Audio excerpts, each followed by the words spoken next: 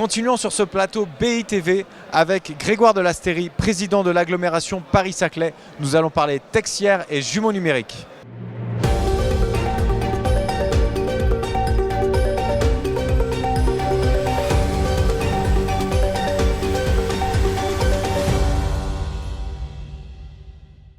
Grégoire Delastérie, bonjour. Alors Paris-Saclay s'est fait une spécialité pour l'immobilier texière. Alors comment est-ce que vous le définissez et quels sont les récents exemples marquants de ce type d'opération ? Bonjour, oui effectivement un nouveau mot qui apparaît aujourd'hui dans le vocabulaire du bureau, c'est le texière, qui est une contraction entre tertiaire et technique. Ce sont des plateaux qui accueillent à la fois des bureaux et également des labos, des zones techniques qui permettent notamment par exemple sur la biotech d'avoir des startups qui peuvent peaufiner leurs produits à proximité directe des bureaux qui leur permettent de développer par ailleurs les débouchés de et les usages. D'accord. Alors, je sais que vous êtes aussi maire de Palaiseau. Il y a eu quelques opérations qui ont été lancées sur votre commune. Vous pouvez nous en dire un petit peu plus sur ces opérations, les présenter et peut-être parler des différentes sociétés qui ont commencé à s'intéresser à ces biens. On a un retard en France sur le texière justement et par rapport à ce qu'on voit sur d'autres pays voisins ou d'autres pays un peu plus lointains. Et c'est pour ça que sur le plateau de Saclay où on a énormément d'innovation, on a beaucoup de life science, on a de l'agrotech, on a donc de la biotech je le disais, on a des activités de défense, d'aéronautique, d'IA. Qui sont des activités qui ont besoin de laboratoire. On a décidé de mettre vraiment un accent fort sur le texière et à l'échelle du plateau de Saclay, on a aujourd'hui plusieurs projets qui sont en cours.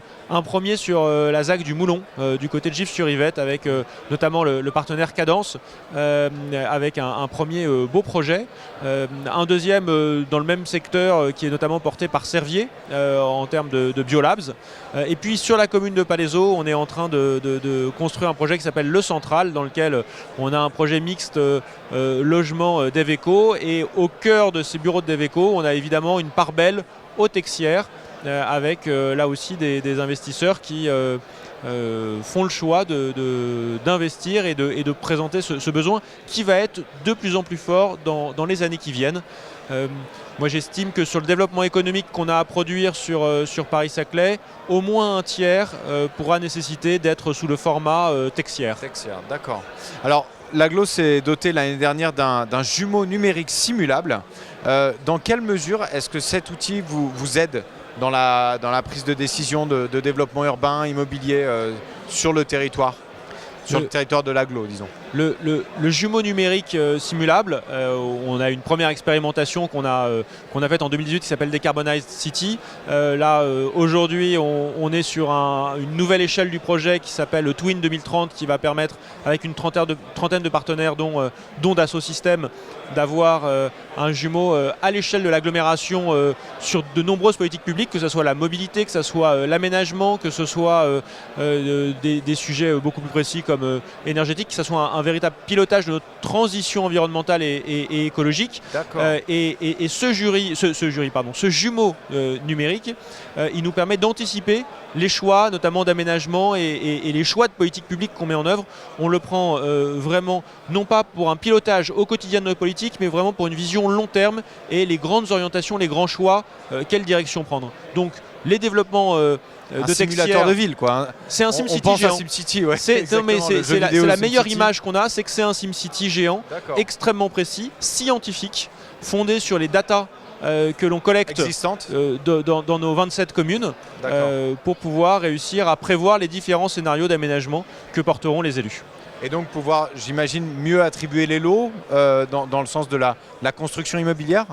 Ça permet d'avoir une meilleure vision sur la répartition des typologies au sein des lots. Ça permet d'avoir une meilleure vision sur les flux de mobilité pour pouvoir, avec ici les voies dédiées aux bus, là les voies covoiturage, la circulation normale, le stationnement par rapport aux lignes de métro, par rapport à la fréquence. Enfin, tous ces paramètres sont évidemment tous bougeables pour pouvoir réussir à avoir la simulation la plus précise et la plus réaliste sur les conditions dans 2 ans, dans 5 ans, dans 10 ans.